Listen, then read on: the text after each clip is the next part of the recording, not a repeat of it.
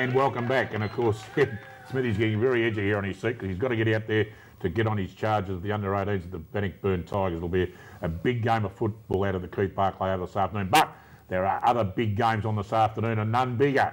Out of Footrot Flats, we just gave them a nice old rev then about how good their half-time is.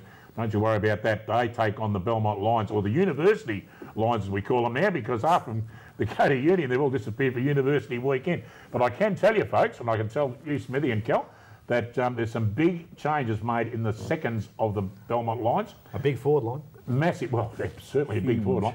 Experience counts, they say that in football, but the great Johnny Pope, he's going to be in the forward pocket. That's a bit of an astonishing sort of discovery, that, but wait for it. On the bench, on the seconds of the Belmont Lions, taking up the entire bench, I might add, boys, is our own floor manager, Brian Cogsy Coghlan. It's worth the trip just to see that. Well, it'll be worth the trip to see how he's going to get into a jumper. I mean, what whose jumper he's going to wear? Whose jumper going to wear, Cogsy? Oh, she's great television. He's not even going to answer me. That's unbelievable. But it'll be fantastic. So good luck to the Belmont Lions. Can't see them beating Anarchy, though, boys. No, not in recent form. Anarchy's far too good, I think, Dick. Yeah, I have to agree with you there. Dale, Anarchy are a good side, and they need to start winning every game if they're going to make finals this year. Yeah, it's a bit of a worry, all those players disappearing right when they, the season counts for them and everything. But at the same token, it's a sad year so far for the Belmont Lions. But what can you do if they've all taken off on holidays? Right, thank goodness it's only for 1 week. All gone on school holidays. Could be a few. As Noel said before the thing, there's about 17 ambulances lining up the gate just to get them all back to town. That's just Cogsy, if you're right. I can tell you, Cogsy, if you do have a bit of a harder mate, there's a lot of women lining up to give you mouth to mouth. So, give them a oh dear, the things we go on about. Out at the Duck Pond, the Werribee Sentinels Footy Club take on Winchelsea, and one would think, boys, that this could be the end of Winchelsea's season as well this afternoon. Yeah, look, I think they've already gone. They've struggled to win the last couple of games, and having played the 2 or 3 of the top sides, North Geelong, Winchelsea, and also, Werribee and Bannockburn the last 3 weeks.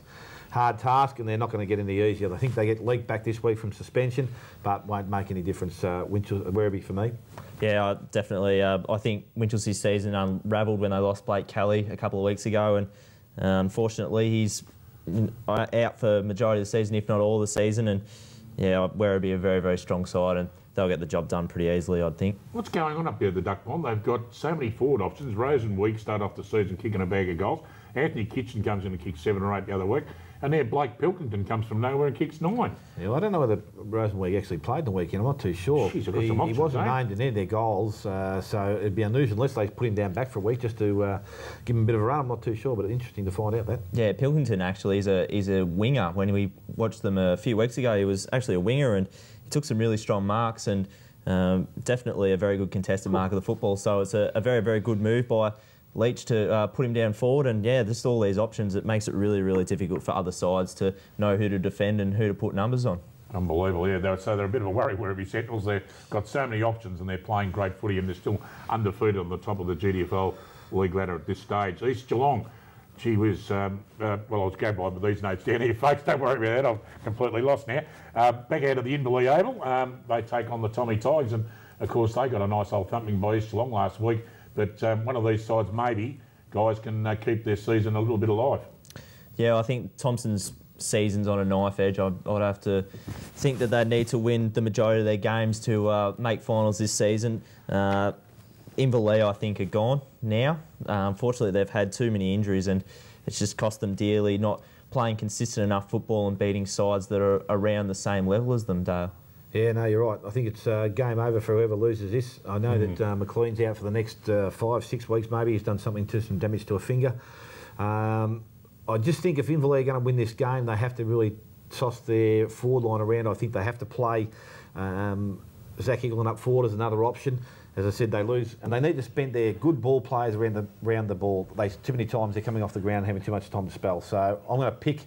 If it's at Inverleigh, I think it's at Thompson, isn't it? This game, I'm not too sure. It's at Thompson. It's at Thompson. I'm going to pick Thompson because it's Thompson, but Inverleigh can't afford to drop another one. Fair call, guys. Now, out of the Devils playground, the Coria Devils, they take on East Geelong, and although they had a win last week, Coria, one would think that East Geelong don't want to make any mistakes with this one. Too big a job for Coria with the big tall timbers out there, and East Geelong will get this job done fairly simply. I think Scroblack Kloster, as you know, good goal kickers. And yeah, look, there's too much height and too much depth in that side for them to even think that they're going to lose this one. But easy win for East Geelong. Cal? Yeah, East Geelong are at a stage now where they've got to start winning the majority of their games. They're a very, very strong side, and we all know that they've got, that's a side that's capable of winning the premiership. So now they have to show it. They have to put together some consistent performances against some good sides, and it all starts with beating Corio on the weekend. For Old West, it was a bit of a down-to-earth pump for them. Wanted after winning the week before and having to travel up that highway to the duck pond. It was a real, well, we always said it was going to be a yardstick for them to see how they went, and they got beat. But there's a lot of promise here with the West Footy Club. So hopefully they'll go on for bigger and better days. Speaking of the West Footy Club, yes, they're out of the Church Street Oval and they take on Belpost Hill Panthers. And once again, as I said, they came down to a thump last week, but I guess they'd be pretty confident back at home to give themselves a good account, boys. Yeah, Geelong West are a good side, actually. They've got some very, very good players, and Nick Talarenko and Will Ryan, and they've got a good mix of young blokes and old blokes. And look, I think they'd give a reasonable contest, and they've been giving some reasonable first quarters for the majority of the season. It's just they can't sort of string 4 quarters together against some of the bigger sides. So I think Belpost Hill, they're looking to keep some consistent performances together, and it'll be interesting to see just how they go in terms of winning this game for percentage and so forth. Smithy?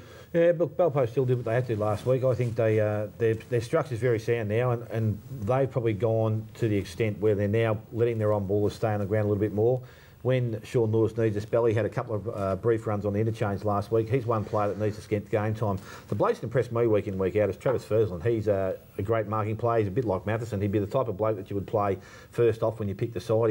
He can go forward, he can play through the middle of the ground, he can sit up back and do a tagging role. He's a great asset. As you said, Caleb basically kicked 5 goals at last week. He's a great option. And Jovanovic's another bloke that should be coming back into the side. Had a week's rest last week. I reckon he's due to come back in. So that will make Geelong West jobs even harder. So, look, Belpost still are travelling very nicely. I don't think they'll lose another game. I'm going to take them. Okay, well, we're still keeping the lid on it, folks. Yes, it's not what you think. It's not a North Geelong at it's Collingwood. But the big game on this afternoon, as I said, Bannockburn and North Geelong at the Keith Barclay Oval. 94.7 match of the round. Have a great afternoon, guys. Yeah, looking forward to another day of football, Dick. Enjoy yourself, Dale, and enjoy yourself, Kel. Thanks, Dick. No, thanks for having me. It's been good. Thanks for coming on, mate. Been great to see you, and don't get too good. As I said, we've got a contract to run here. Don't you worry about that. Now, happy birthday to my grandson, Jacob. He's 13 years of age today, the big 1-3. He's a teenager now. I remember when I was a teenager, it was about, don't worry about how long ago it was, never mind. But anyway, I obviously look too young to have a grandson that old, of course, folks, don't I? That'll do. Don't say any more. Now, coming up next, of course, is Bang Bang Benny Bennett, Kev Murphy, Daryl Pittman. Oh, I do. I love a Saturday. Oh, love it. It's a big morning of sport on Channel 31, the footy show, the football show, and it just goes on and on right through till 12 o'clock. Enjoy yourself at the footy this afternoon. Go the Magpies. I'll take the lid off again, Frank. Everything's all right. See you all again next week. Bye for now.